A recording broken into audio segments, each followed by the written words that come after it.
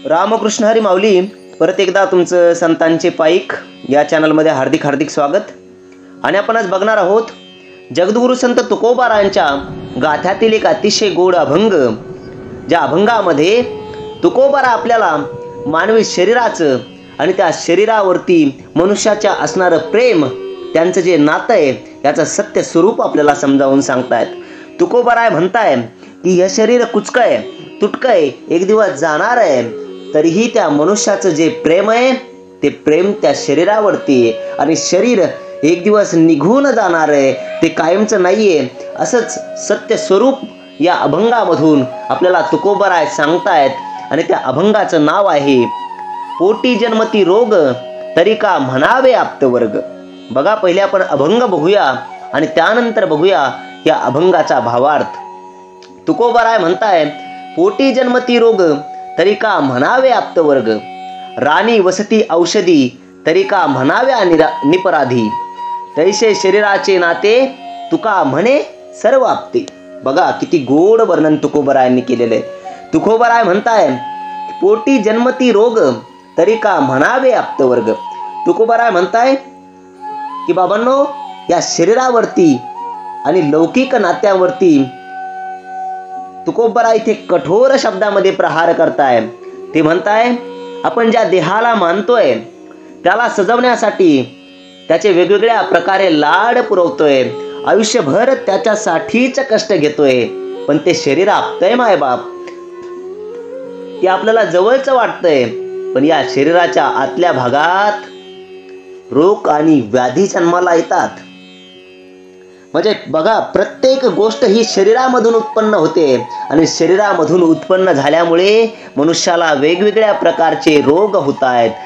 उदाहरणार्थ हृदयविकार असेल, मधुमेह असेल, कर्करोग असेल, कुठल्या वेगवेगळ्या प्रकारचे रोग आहेत हे मनुष्याच्या शरीराच्या आत येत आहेत, ते बाहेरून येत नाहीत. तुकोबारायांना सांगण्याचं तात्पर्य हे आहे की बाबांनो, जे काही घडतंय ते आपल्या आत घडतंय. हा देह आहे आणि या देहामध्ये येणारं दुःख, वेदना हे बाहेरून नसून आपल्या आतमध्ये आहेत. म्हणजे तुकोबाराय इथे सांगण्याचा प्रयत्न करतायत की बाबांनो, तुमच्या शरीराला एखादी गोष्ट बघून दुःख होतंय, परंतु त्याची जी काही कारणं असतील ती बाहेरची नाही तर तुमच्या आतमध्ये आहेत. तुमचा देह, तुमचं मन, तुमचं शरीर त्याला कशा प्रकारे रिॲक्ट करतंय, त्याच्यावरती कशा प्रकारे प्रतिक्रिया देतंय, याच्यावरती तुमचं दुःख आणि सुख ठरलं जातं.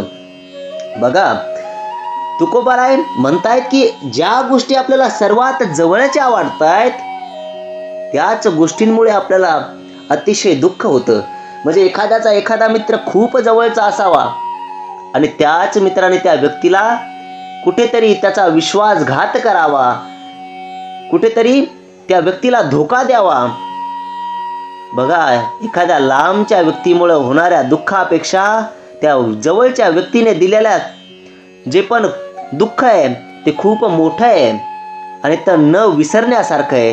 त्याचप्रमाणे तुकोबाराय म्हणताय आपण ज्या शरीरावरती प्रेम करतोय, ज्या शरीरावरती सर्वात जास्त आपल्याला जवळीकता, त्याच्याविषयी दया आहे, तेच शरीर, तोच देह एक दिवस निघून जाणार आहे आणि तोच सर्वात मोठा आपला आघात करतोय.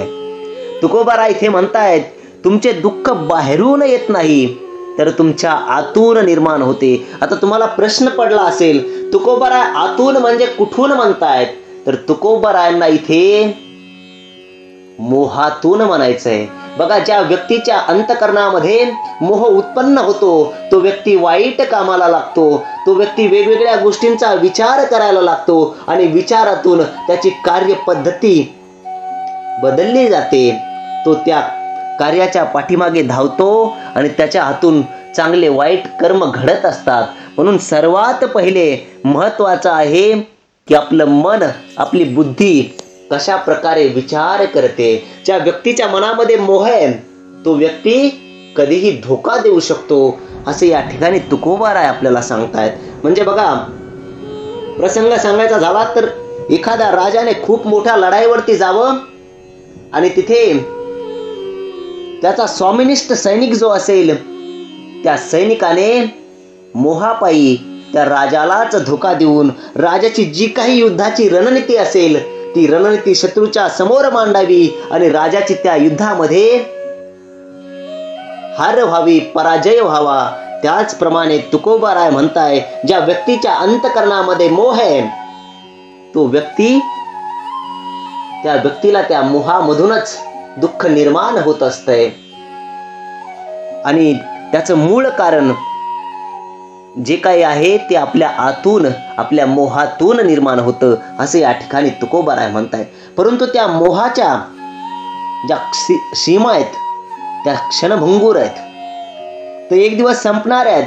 म्हणजे बघा, ज्या वेळेस ज्याप्रमाणे मी तुम्हाला उदाहरण सांगितलं की एखाद्या सैनिकाने एखाद्या राजाची रणनीती शत्रूला सांगावी आणि राजाची हार त्या ठिकाणी व्हावी, परंतु जेव्हा तो व्यक्ती, जो सैनिक तिथून त्या युद्ध झाल्यानंतर त्या राजाच्या हाती लागेल तेव्हा तो राजा काय त्या सैनिकाला सोडेल नाही. त्याचप्रमाणे तुकोबाराय इथे म्हणताय, त्या गोष्टींच्या सीमा क्षणभंगूर आहेत, त्याला ओळखा, कारण त्या एक दिवस संपणाऱ्या आहेत. म्हणून काय करा, तुम्ही त्या गोष्टींवरती प्रेम न करता त्या भगवंतावरती प्रेम करा, कारण भगवंत आणि देवाची सेवा हेच अंतिम सत्य आहे असं या ठिकाणी तुकोबाराय म्हणताय. पुढे तुकोबाराय म्हणताय, राणी वसती औषधी तरी का म्हणाव्या निपराधी. बघा, अतिशय गोड वर्णन आहे तुकोबारायांचं. तुकोबाराय म्हणताय, अहो वनामध्ये अनेक प्रकारच्या औषधी वनस्पती आहेत, परंतु त्यांची ओळख कल्याणकारी आहे, त्यांचं तत्व कल्याणकारी आहे. जो कोणी त्यांचा शत्रू असेल, मित्र असेल, कोणी असेल, ज्याला कुणाला दुःख आहे तो व्यक्ती त्या वनस्पतींचा पाला तोडतो आणि त्या दुःखाच्या ठिकाणी, जखम झालेल्या ठिकाणी लावतो. त्या व्यक्तीला आराम देण्याचं काम त्या वनस्पती करतायत. त्या आपल्या घराच्या जवळच्या नसतात, त्या आपल्या जवळच्या नसतात, त्या तुमच्या नात्यातल्या नसतात, तरी तुमचा रोग दूर करतात मायबाप, तरी तुम्हाला जीवनदान देतात. म्हणजे इथे तुकोबाराय म्हणताय, किती परोपकारी त्या वनस्पती आहेत. अहो, जंगलातील वनस्पती म्हणजे कोणत्या, त्या जवळच्या नाहीत म्हणजे कोणत्या. तुकोबाराय म्हणताय, औषधी म्हणजे ज्ञान आहे, सत्कर्म आहे, परमार्थ आहे. या गोष्टी तुम्हाला तुमच्या वाटत नाहीयेत, परंतु त्याच खऱ्या तुमच्या आहेत. त्याच तुमच्या दुःखातून तुमची मुक्तता करणार आहेत, त्यात तुमच्या वेदना कमी करणार आहेत. तुमच्या लौकिक जगामध्ये शरीर आणि नातेसंबंध दूर राणी असतात, त्यांच्यासोबत तुमचा काही संबंध नसतो, तरीही ते तुम्हाला वेगवेगळ्या संकटामधून वाचवतात, तुम्हाला दुःख होऊ देत नाहीत. ते म्हणजे ज्ञान, सत्कर्म आणि परमार्थ.